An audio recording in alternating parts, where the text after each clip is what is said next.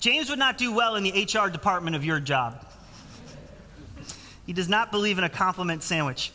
He goes straight from your faith might be dead to congratulations, you have the same theology as a demon. And what he's trying to destroy here is the false belief that because you have right belief, it means you have living faith. It's not the same. And James says, well, somebody's going to object. Well, James, we're just wired differently. You like doing things and I like theology. It's just different spiritual gifts. And James goes, nope, it's not two different spiritual gifts. And then he turns up the pressure. He says, you believe there is one God, good. Even the demons believe that and shudder.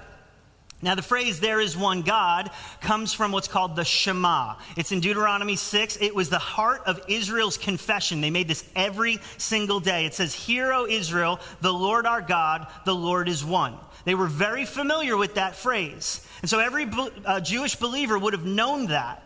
And he says, you believe that? Good.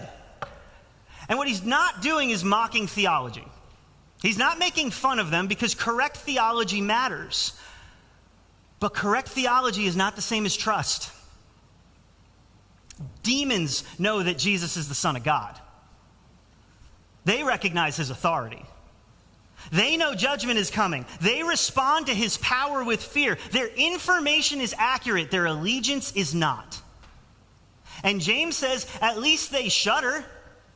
At least they do something with that knowledge. How about you?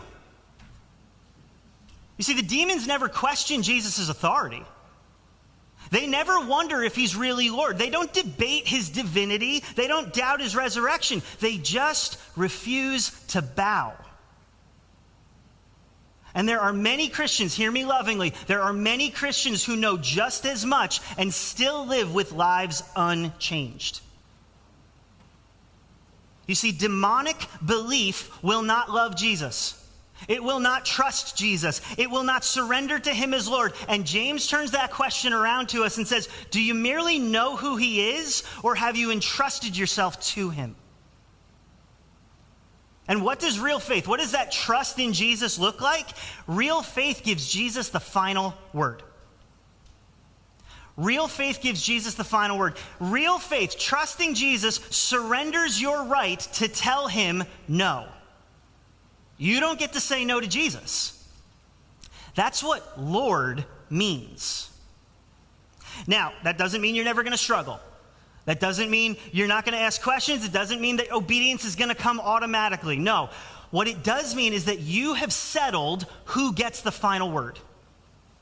It's out of the question who gets the final word in your life. It's Jesus, because he's Lord. And if he's Lord, he gets the final word about your salvation. We love that one. Whew, that's good. But he also gets the final say about your calendar. He gets the final say about your finances.